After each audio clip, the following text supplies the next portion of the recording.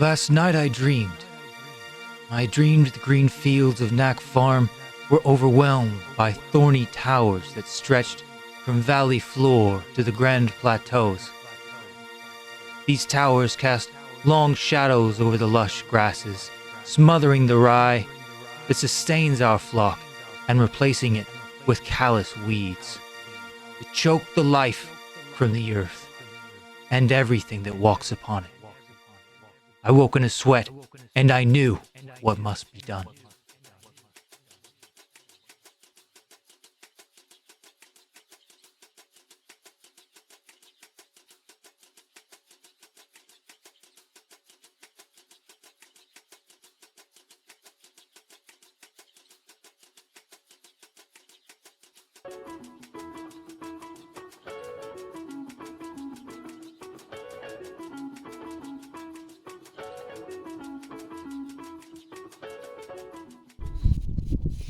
Do you want me to do the intro? You.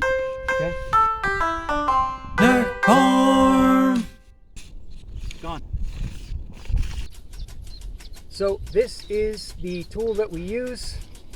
It is no more than a blade. It's supposed to get as near to the ground as possible. That's all there is to it.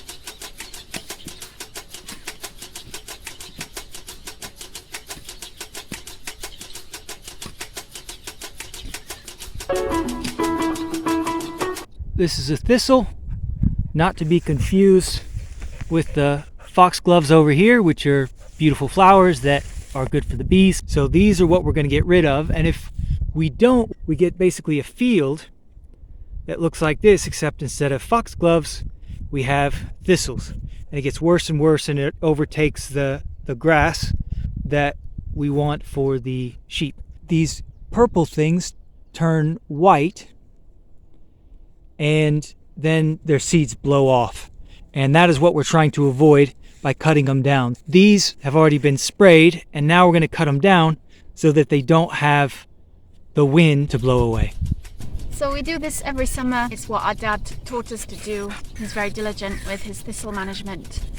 Every summer, that's what we do. We come out and we hack away at the thistles. Family pastime.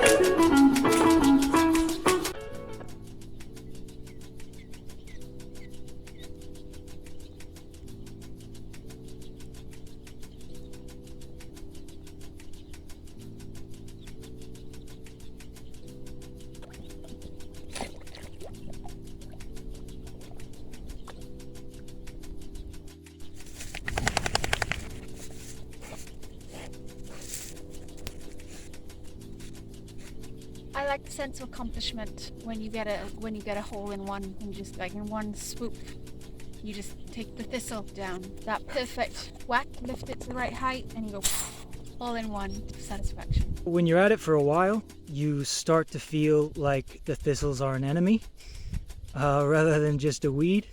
So we do our best to conquer our enemies.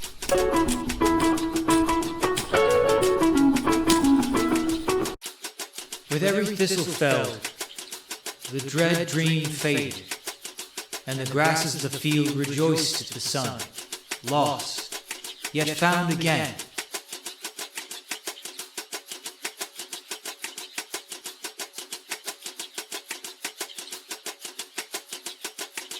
Right here under that tree is where I saw the fox cub yesterday. So I'll pop a pic in there for you so you guys can see it, even though it's not here right now. So you got ants in your pants? Yeah, What's it feel like?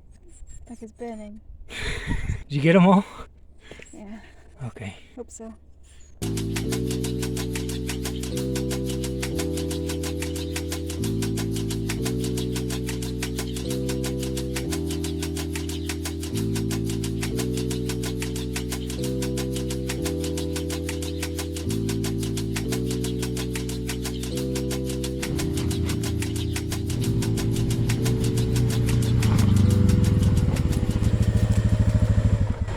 And that is how you chop down a field full of thistles.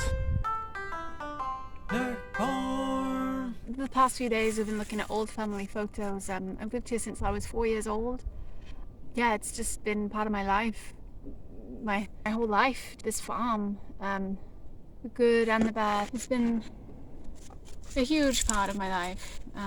We like to call it my third sibling, just because it's such a big presence for me in all of our lives. And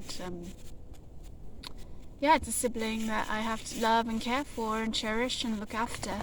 You know, I went and studied business at university and then international politics and affairs and global security. And it's funny, it's like, I feel like those are all the skills you need to be able to survive on a farm in Wales. It's kind of crazy, it's pretty intense. All sorts of things, from land disputes to border disputes to people trying to take things that aren't theirs to rivalries, factions. It's all very exciting, and it's definitely an opportunity to put my training and studying in peace building and conflict resolution to work. Yeah, and goblins, lots of little goblins doing little mischievous things. I think we've got fairies, like here, I'm pretty sure there are really cute fairies that live here. But yeah, I think there's also some mischievous goblins as well. Hey everybody, I'm Chris. As you can tell, I'm not from Wales. I come from the US, where I've done a little bit of everything. Music, writing, other super fun things. I think being here has really put in perspective a lot of what I've sort of avoided in life. You know, being stuck in a place, committing. I've been lucky to work with Lizzie, and we've gone all over, but coming home for her has been a roller coaster. And for me, you know, I never thought I'd be in Wales running a farm. So it's changed everything about how we look at the world. You know, we think on a daily basis. We think on a seasonal basis, you know, instead of, oh, it's hot, let's turn on the air conditioner. Oh, it's cold, let's turn on the heater. It's every day, whether it's wet or dry, we have something we've got to do. And that is not a place I've been very many times in my life, and I've never enjoyed it before. So for me, this is all new.